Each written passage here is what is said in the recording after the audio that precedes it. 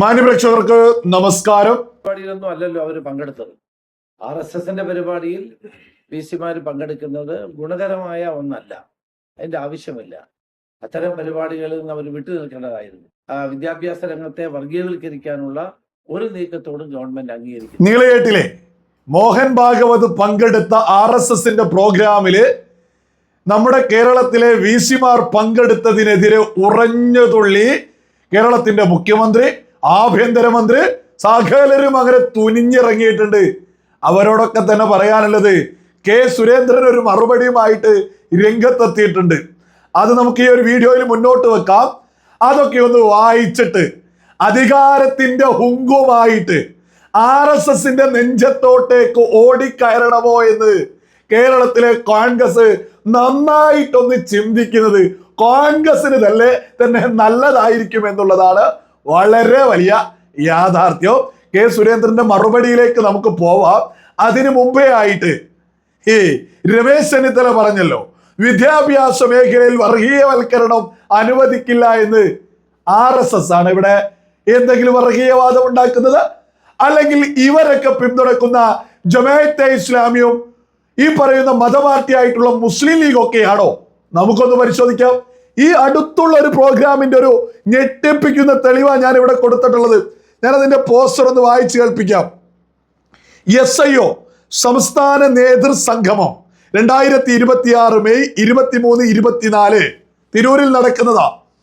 SIO എന്ന് പറയുന്നത് ജമാഅത്തെ ഇസ്ലാമിയുടെ വിദ്യാർത്ഥി സംഘടനയാണ്.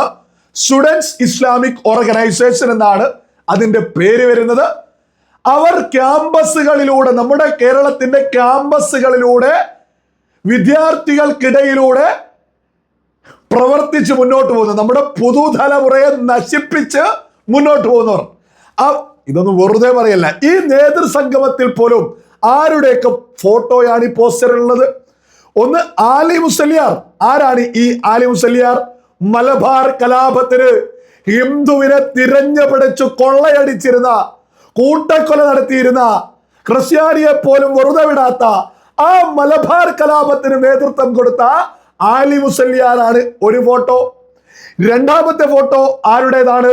മൗദൂദി. ജമാഅത്തെ ഇസ്ലാമിയുടെ സ്ഥാപക നേതാവായിട്ടുള്ള മൗദൂദി ബംഗ്ലാദേശിലെ ന്യൂനപക്ഷത്തെ കൂട്ടക്കൊല നടത്തിയ ആ ജമാഅത്തെ ഇസ്ലാമിയുടെ സ്ഥാപക നേതാവ് മൗദൂദി. നമ്മുടെ കേരളത്തിൽ ഉൾപ്പെടെയുള്ള ജമാഅത്തെ ഇസ്ലാമിയുടെ സ്ഥാപക നേതാവും ഇതേ മൗദൂദിയാണ്. നമ്മുടെ തൊട്ട അടുത്ത അയൽ രാജ്യത്ത് ബംഗ്ലാദേശിൽ അവിടെയുള്ള ന്യൂനപക്ഷങ്ങളെ തേടി പിടിച്ചു കൊലപ്പെടുത്തിയ ഒരു മതരാഷ്ട്രവാദം ലോകം മൊത്തം ഉന്നയിക്കുന്ന മൗദൂദി, ആ സംഘടനയുടെ നേതാവ് മൗദൂദിയുടെ ഫോട്ടോ. മൂന്നാമത്തെ ഫോട്ടോ വരുന്നത് അൽഹാജ് മാലിക് അൽ ഷഹബാസി എന്ന് പറയുന്ന വംശീയവാദി. നാലാമത്തെ ഫോട്ടോ വരുന്നത് ആജി സാഹിബ് എന്ന് പറയുന്ന കേരളത്തിലെ ജമാഅത്തെ ഇസ്ലാമിയുടെ സ്ഥാപക നേതാവ്. അടുത്തതായിട്ട് വരുന്നത് അഹമ്മദ് യാസീൻ. ആരാണ് ഈ അഹമ്മദ് യാസീൻ?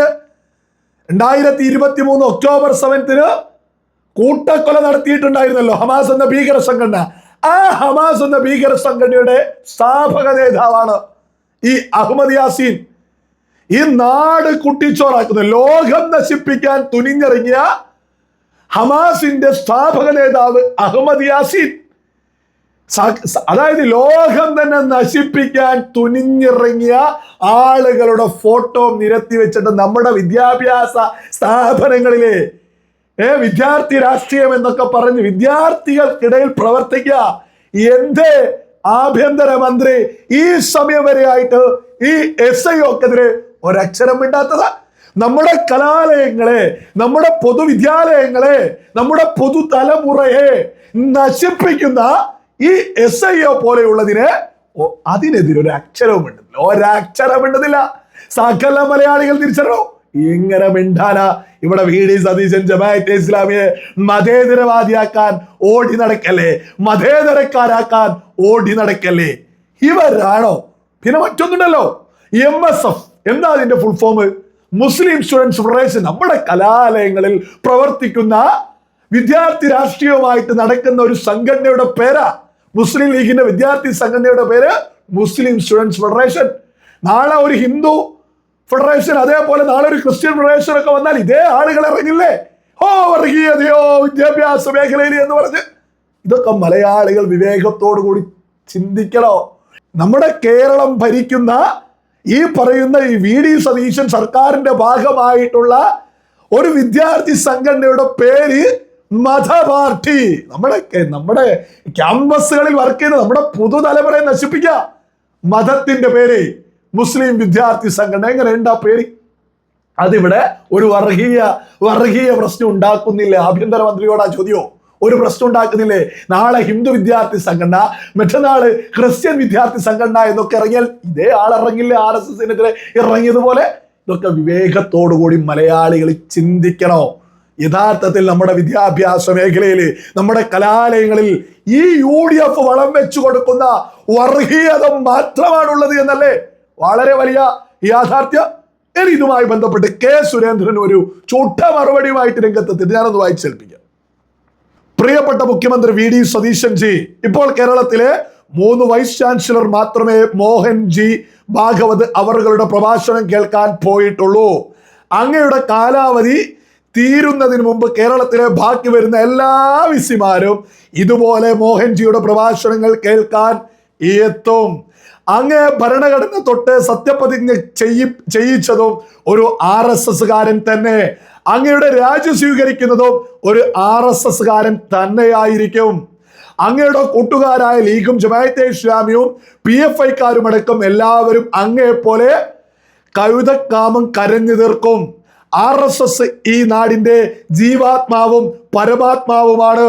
കേരളത്തിൽ തന്നെ 4 MP-മാർ, 3 MLA-മാർ, 1 മേയറും ഡെപ്യൂട്ടി മേയറും, 2 മുനിസിപ്പൽ ചെയർമാൻമാർ, നിരവധി പഞ്ചായത്ത് പ്രസിഡന്റുമാർ, 2000-ഓളം പഞ്ചായത്ത് അംഗങ്ങൾ RSSനുണ്ട്. വെറുതെ മുട്ടാൻ നിൽക്കേണ്ട. മമതയുടെയും സ്റ്റാലിന്റെയും പിണറായിയുടെയും ഗതിയായിരിക്കും താങ്കൾക്കും വരാൻ പോകുന്നത്.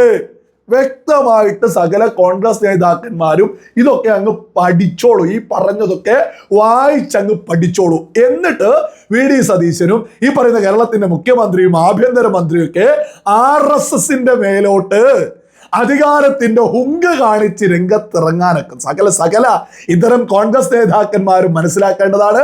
നിങ്ങൾ അധികാരത്തിന്റെ ഹുങ്കുമായിട്ട് RSSന്റെ പിന്നാലെ പോയാൽ, RSS തിരിഞ്ഞു നിന്നൊന്ന് ശ്വാസം വിട്ടാൽ ഈ പറയുന്നവർ ഒലിച്ചു പോവില്ലേ? ഇതൊക്കെ ഒന്ന് ചിന്തിച്ചിട്ട് കോൺഗ്രസ്സുകാര് RSSന്റെ പിന്നാലെ നടക്കൂ എന്നുള്ളതാണ് ബോധമുള്ള മലയാളികൾക്ക് പറയാനുള്ളത്. ഇതേ കോൺഗ്രസ് ആണ് ജനാധിപത്യം പൊക്കിപ്പിടിച്ച് നടക്കുന്നത്. RSSന്റെ പ്രോഗ്രാമിൽ 3 വിസിമാര് പങ്കെടുത്തപ്പോഴേക്ക് അത് പാടില്ല, മാപ്പ് പറയണം, നിഷേധിക്കുന്നു എന്നൊക്കെ പറയുന്ന, അത് തടയാൻ ശ്രമിക്കുന്ന ഇവരൊക്കെ എന്ത് കോപ്പിലെ ജനാധിപത്യമാണ് കോൺഗ്രസ് ഒക്കെ ഉയർത്തി പിടിക്കുന്നത്?